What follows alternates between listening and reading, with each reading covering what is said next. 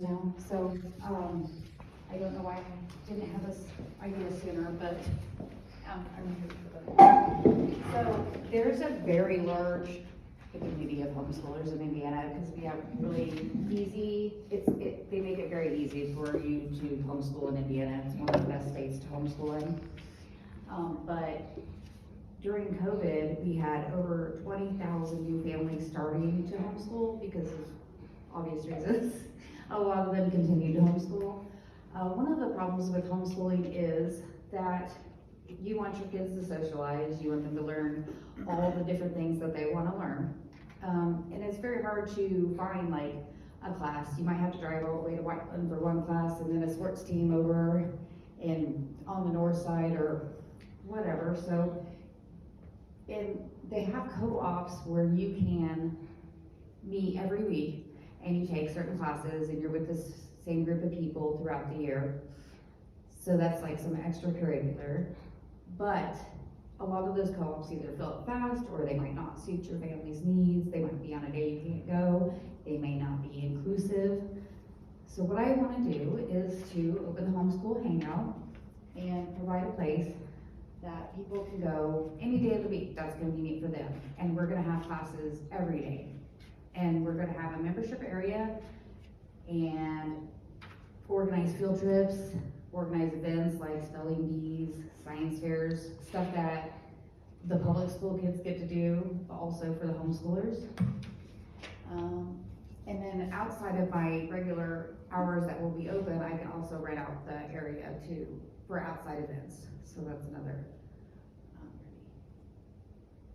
So the bookstore is a big thing because usually there are like used book sales, especially this time of year, where everybody kind of gets together like a swap meet. You can sell your stuff and buy new stuff, and it's like really fun for homeschoolers. So this time of year and then in August, a lot of those are not going on right now because of COVID. So I want to open up a bookstore that people can bring their stuff in, and I'll buy it from them and resell it, and it'll just be there all the time because there aren't any homeschool specific bookstores in Indiana. So, we're going to be a resource center. There's a lot of people, even if you've been doing it for a while, if you're just going into high school, you might have questions about like, how do I do transcripts and stuff like that, or you might be a complete newbie and you don't know how you should get started. There's all different kinds of homeschooling options. There's all different ways that people do things. So we're gonna have staff that can help people figure out what's best for their family and answer questions and just like give them a good support system so they don't feel like they're doing it all alone. Going to offer memberships, and the member benefits would be access to our members only area, discounts on in-house classes because we're going to offer in-house classes, and then I'll offer classes taught by teachers as well for specific things like American Sign Language was one, or different languages, different specialties. We're going to put together field trips. There are field trip groups and stuff like this, but it's just something that we can offer more organized. It's very hard to find organized groups for that kind of thing. And so we'll have different projects and stuff specifically for members and everything. I'm ready for the next. So in our members area, I want to be able to offer computers with internet-linked resource books, different homeschool games they can try out, and just family-fun games that if they just want to hang out and play around. I want to offer just different things, learning kits and hobby kits that they can either use there or take home. A play area, I'd like to do the Lego and robotics clubs, just different things that are maybe more on the expensive side and somebody can try before they invest that money in, or they could just use it there if that's how it suits them. So, ready for next? So this isn't going to be like a school. I don't know if any of you have any homeschooling background, but it's not like going to be like a school. I'm not going to be a certified school. We're just going to offer different classes all the time, kind of like the library does, or if you go to different museums, they offer classes too. I just want to be a central area where somebody can walk in any day of the week and find something to do. And then we will also have people that can tutor and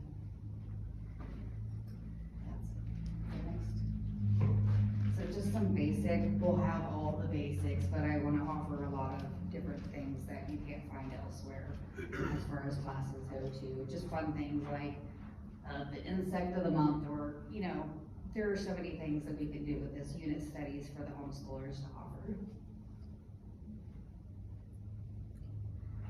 I wanna hold dances, field days, spelling bees, like I said, science fairs, different things that maybe the kids think they're missing out on because they're homeschooling, maybe they don't, but just fun things for them to do, and I think that they should be able to. Okay. And like I said, I would also, as another stream of income outside of our areas, offer it as like a regular event hall where I can rent out those rooms. And I think that's about it. We want to do some sports and clubs and 4-H, offer kids for all those things, just to be a centralized location. And this is just a unique idea that I searched all over, and I've only found one other place in the United States that offers anything kind of like this. And so I'd eventually like to franchise out once I got it all going and knew what I was doing and everything. So, thank you, sorry, I'm just so nervous. You're right about homeschooling. When COVID first happened, me and my wife looked into it, but I didn't know too much. Yeah. So my question to you is, the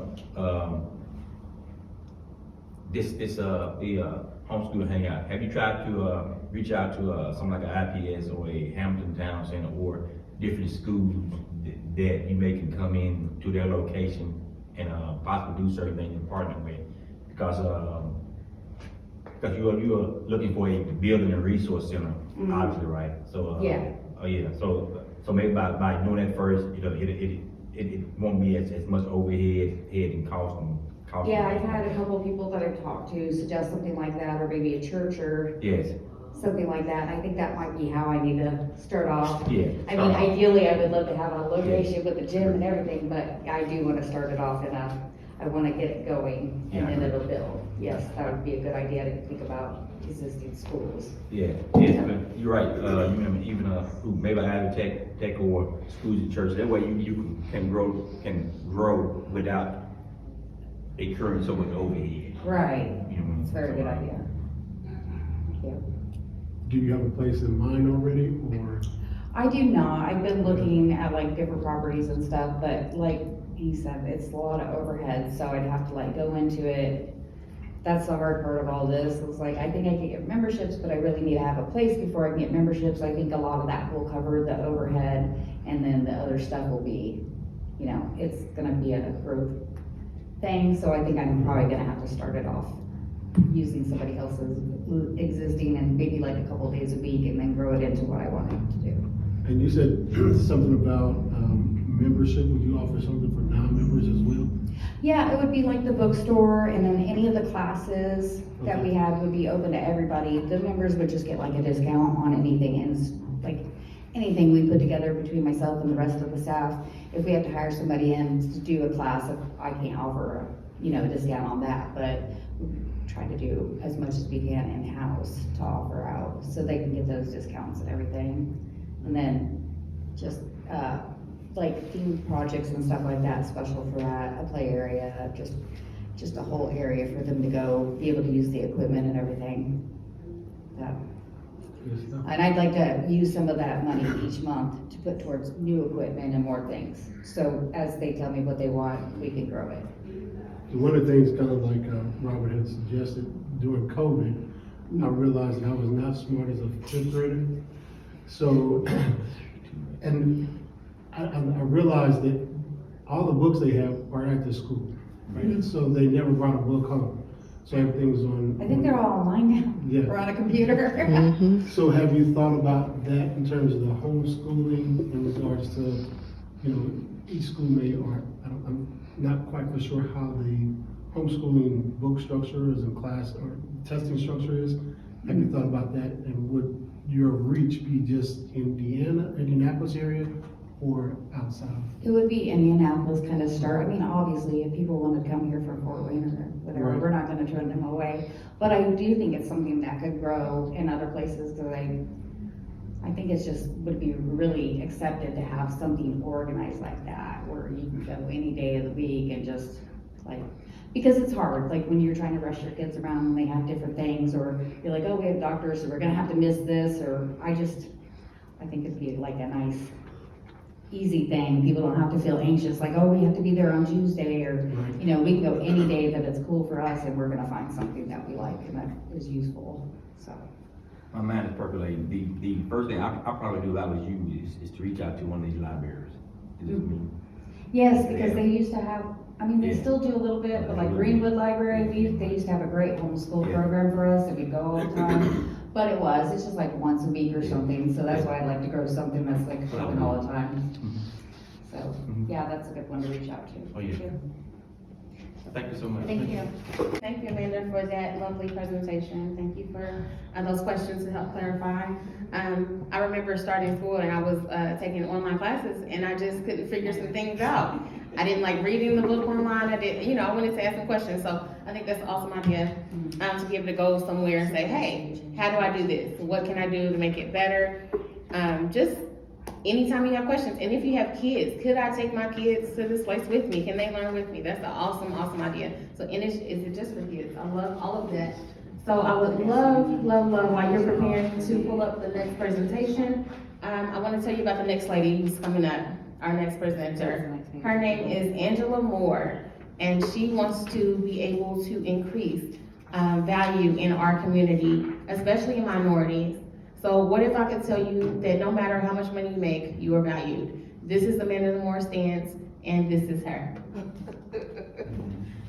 I am so nervous. Oh, you're gonna do that. Thank you, Mr. Okay. Hold on.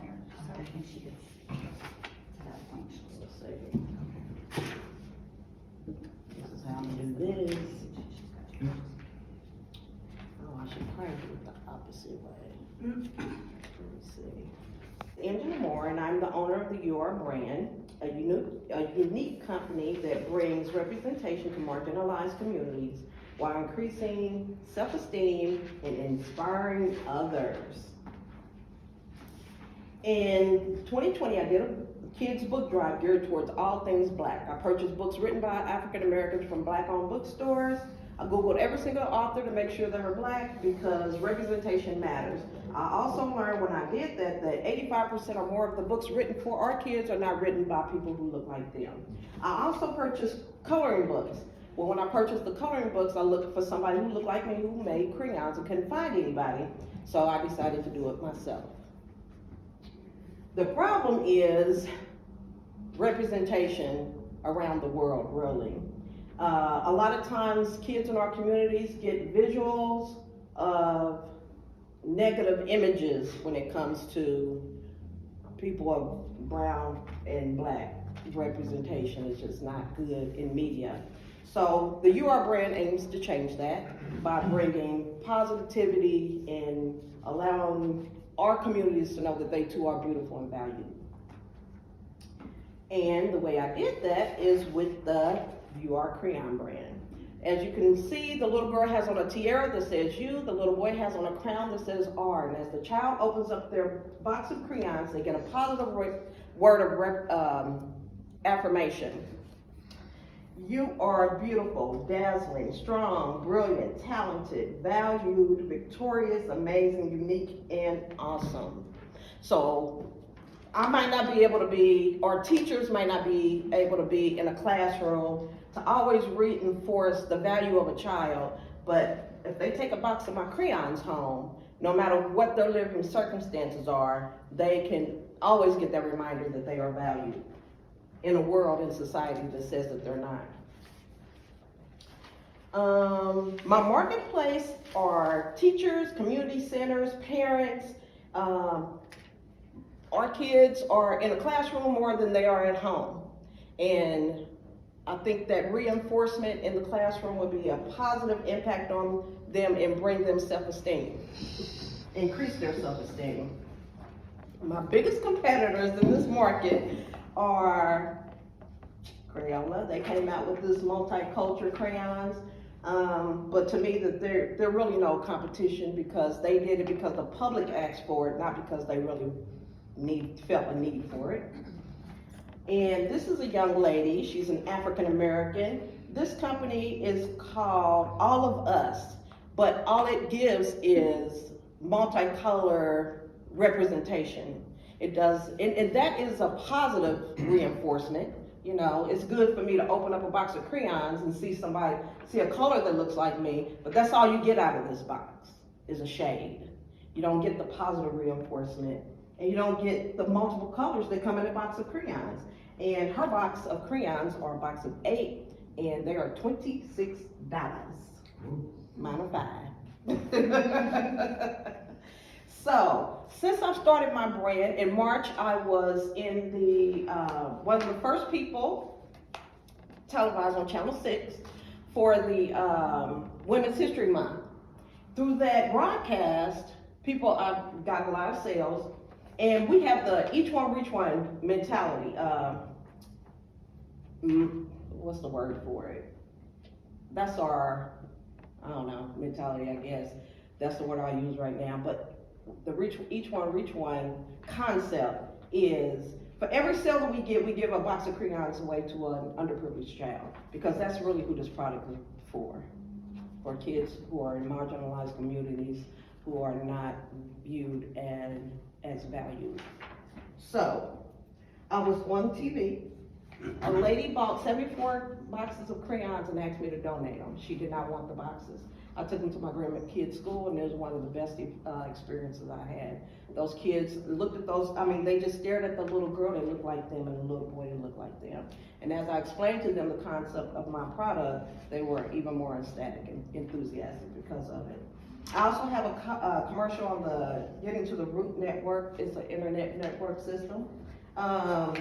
We are an e-commerce company, and we have sold over 1,000 boxes of crayons.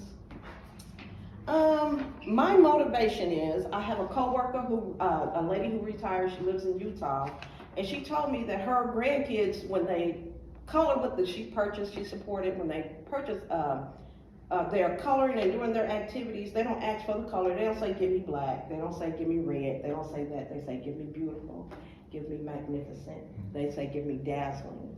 So they don't go by what the color is. They go by what the affirmation is when they're asking to exchange the crayons. And one of my classmates, my time's almost up, but one of my classmates, he mentioned that if he had something like this when he was younger, he may not make some of the choices he made when he was a kid. So that was very impactful too. So I can only assume that he had a pretty rough life, growing up. But when he said that, once I explained the whole concept of the You Are brand, it was very touching. He was like, if I'd had something like that, I probably would have made some better choices. And thank you for listening. I was so nervous.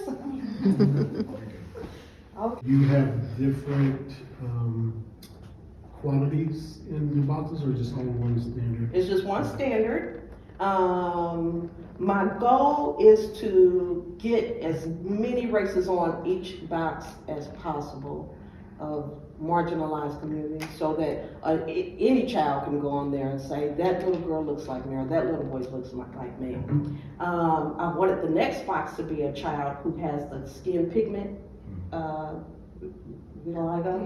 Yeah, so that's who I want on my next box, because they too need to be represented.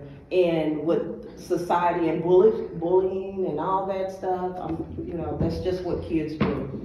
But I want them to know that when they pull out, they can see somebody who looks like them on a product, number one. And when they open up their product, they can say, you know what, I am beautiful, I am valued, I am dazzling. So that's my goal. You said you started the business in March. March of what year? No, I started it 2020. Yeah.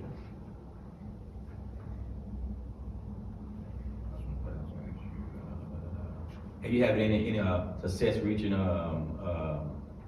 some of these smaller schools, pre-K, daycare, things like that? So I went to an event I did a pitch at the Speakeasy Okay. a couple of weeks ago, and the guy who runs that, he used to work at charter schools. I have yet to get in touch with him, but he was very enthusiastic about my product, and he was like, these need to be here, there, and there. So I will be connecting with him on that. I wanna connect with him, I wanna connect with Black-owned bookstores, because that's where I ordered all my books.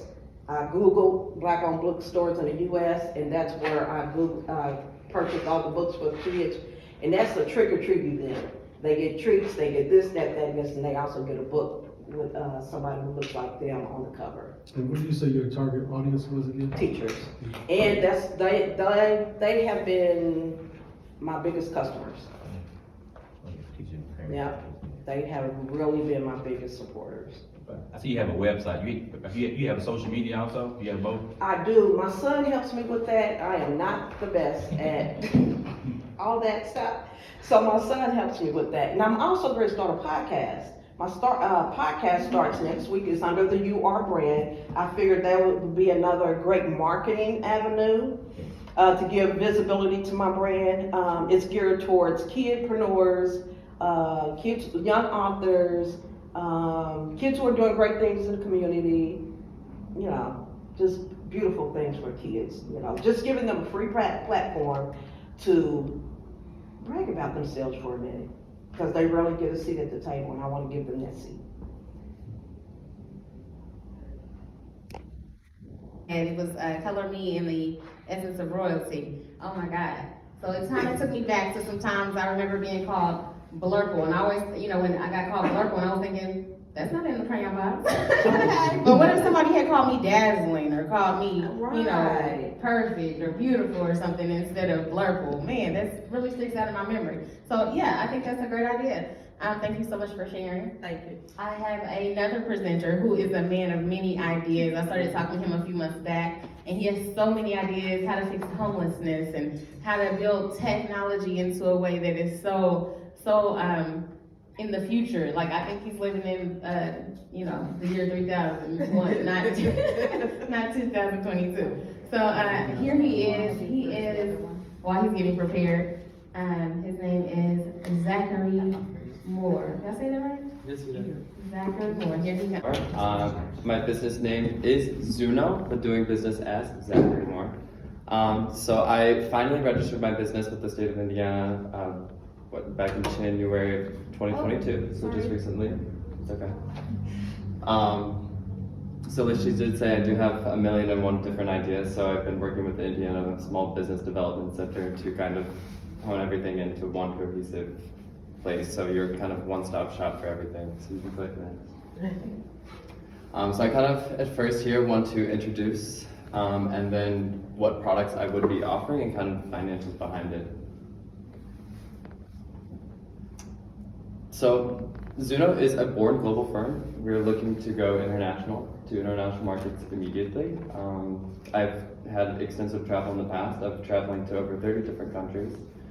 So I do have international experience on my back. I do leave for Berlin in about actually a week from now. So taking that business to the next step forward into international markets. You go next, you're good. So some things that I do love to do is graphic design and illustration. So like she did say that I'm trying to work with urban housing and development on a non-profit separate from the business. So that's something I'm kind of starting up on the side there as well.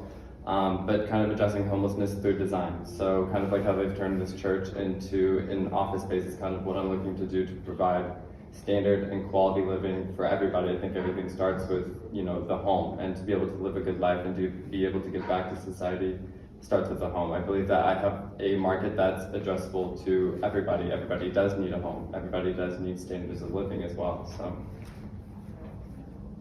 So some things that I'm looking for now to get my business started and going is the funding. That's kind of where I'm having trouble with right now. I wouldn't say trouble, it's just where I'm at in the business process. So I will need licensing to start the business, licensing to register to be able to do business within the state of Indiana, make transactions. I would like to lease real estate to be able to have my own studio one day, so I'll need licensing for that as well as insurance to be able to protect the business from any liabilities. I'll also need marketing, which will include developing a website for myself to be able to promote my brand, which we'll get to here in a little bit in the next presentation that I have for you. Oh, are you That's still on okay, that you can one? go to the next one. It's fine. Oh, okay, I'm sorry. And equipment that I'll need is, it costs about $150 to run a website, so that's something that I'm looking for. Equipment would be also a camera. I would like to, like talking about standards and quality, I would like to have a better camera to be able to photograph these things as well.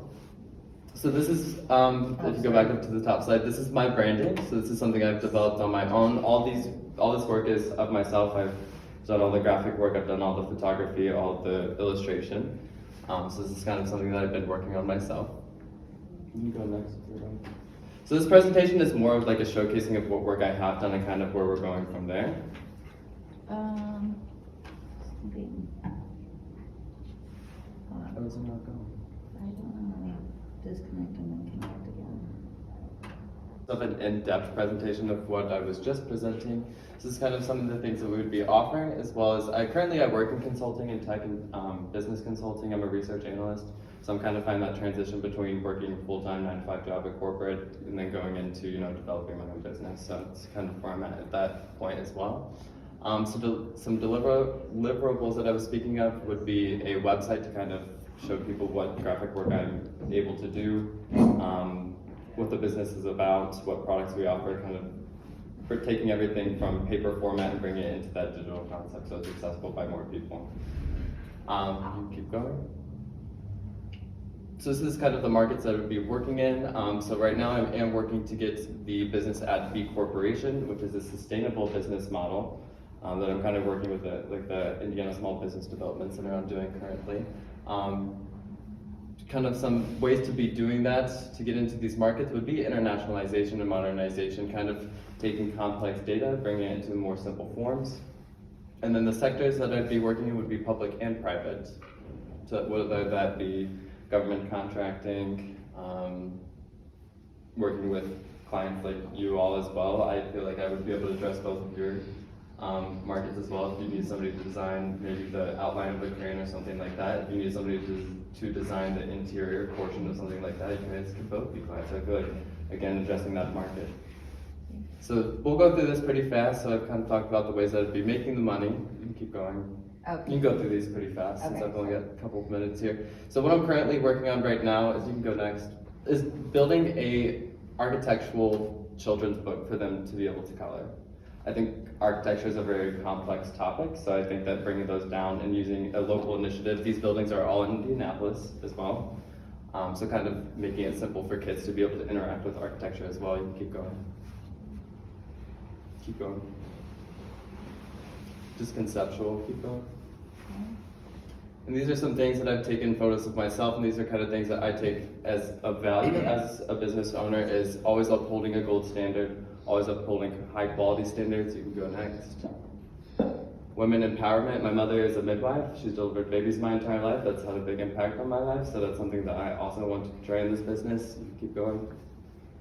Sculpture is very important. It's another thing I would like to do within the business. Keep going. Again, a local initiative. Addressing society needs. Taking into consideration of the world in which we live. Addressing cultural needs. Also while maintaining style. And hospitality. And addressing housing. You can keep going. I think some of these are more, don't really matter, but Keep going. no, it's good, that's Oh, fine. yeah. Yeah, but thank you. All right. Well, as people know, especially me, I saw one slide on there about revenue, but I didn't see, what's your ways of generating revenue? So, this would be another option. This is my first time pitching, so this is a great opportunity for me to be able to get in front of people, get those nerves out. I've thought about donations for the nonprofit. I've thought about capital financing or capital campaigning. I've thought about loans, which I don't really want to go down that route. To be honest, I feel that something that's going to, generate income upwards instead of having to go back and repay something is going to be more beneficial. I've thought about going into more investing. So right now, actually, my next pitch that I'll be doing is about $200,000. So kind of starting small, like he had mentioned, and then kind of building up from there. So, and then using the website too, as it's $150 to run each month. If I have so much traffic per month, I mean, people doing that can make up to like $30,000 per month, right? So, is the business the graphic illustration, or is it something different? Because I kind of picked up a couple different things. Yeah, so like she mentioned, I do have like 1,000,001 ideas working with the Small Business Development Center to kind of bring all those things into one. I do love graphic illustration. I would love to do something like that to be able to make profit, as well as photography. I think that those two things there can generate income in a certain way. I mean, if you look at NFTs now, people can use these tools to go and sell in a crypto universe or anything like that for cryptocurrency and turn that into real cash. So I mean, those are definitely things that I think we're going to build that profit for the business. But Piggyback on what Ralph said, I guess when pitching, try your best to home in on just one specific thing. Because you're like me, I heard housing, I heard graphic design, you know what I mean? That way I don't know what you all had great ideas, but just try to home in on one great thing for pitching for a six audience. sure. Tell me what the acronym for Zoom this means. So Z came from my name, and then Uno's one. Okay. So Z1. So you kind of have, if you think of that, Z is the very last letter. Okay. One says like the alpha omega, but you kind of have them reversed part. Okay. I think you have some great ideas. Just kind of got a little bit lost in where you were taking us, Mhm. but I think you have some awesome ideas, and the globalness of it is really attractive as well. Just really try to hone in, like Robert said, where you really want us to go, and kind of give us a good idea. And I think you have some good ideas about how you can get there financially, and you may want to just kind of spell that out a little bit if that's what you're really trying to pitch for, or if you are really trying to, hey, I have great photography, outfit, that's what I'm looking for. If I'm doing graphic design, but yeah, I think you just kind of can hone it in. I agree. I feel like it's here and here and here and here, and if it was like more of like a linear, I agree. So that's like I mentioned, that's training that I'm going through currently to be able to get it to that linear perspective, I guess, to be able to pitch something that's more cohesive and makes sense. As Ralph said, opposite thing in the United States are I've traveled the world also, been in the military, but also sometimes we don't think about how to make revenue globally. So that's key. Definitely. It's difficult, and it takes a lot of work and hard work. Quick question about your graphic design. So when you say graphic design right now as you speak, do you do freelance, just graphic design? So if I had a graphic I wanted to create, can I just come to you on the freelance and you can create graphics? Yes. So graphics like, Logo we were doing a designs. graphic for this event. Mm-hmm. That kind of graphic as well, to say, hey, look, we need a graphic for this pitch event. Flyers, brochures, Yeah. websites, logos, branding, Okay. business cards. Okay, so like Robert was saying, just mine is what happens with entrepreneurs, right? Because there's so many like ideas, right? So when you don't hit on one, so if you pitch on just the graphic, right, Mm-hmm. then I'm sure the people here they'll say, we have business for you, Okay. right? On the housing piece, I'm sure the people that say, I have business for you, right? I think that's more of the nonprofit. Okay. Yes. But that's why we're doing this, right? So you get used to. But on the graphic side, if you, on a different note, if you could share with us some of your work so we can see. I think it was on the last page of the. It was kind of more Like of a flyer Was graphic. it the other one or this one? I think of the other one. Okay. I mean, I've designed all of these like the presentations myself and stuff like this, but Okay. this is kind of as well as this is my logo I've designed myself as well. It's at the very last one, I think.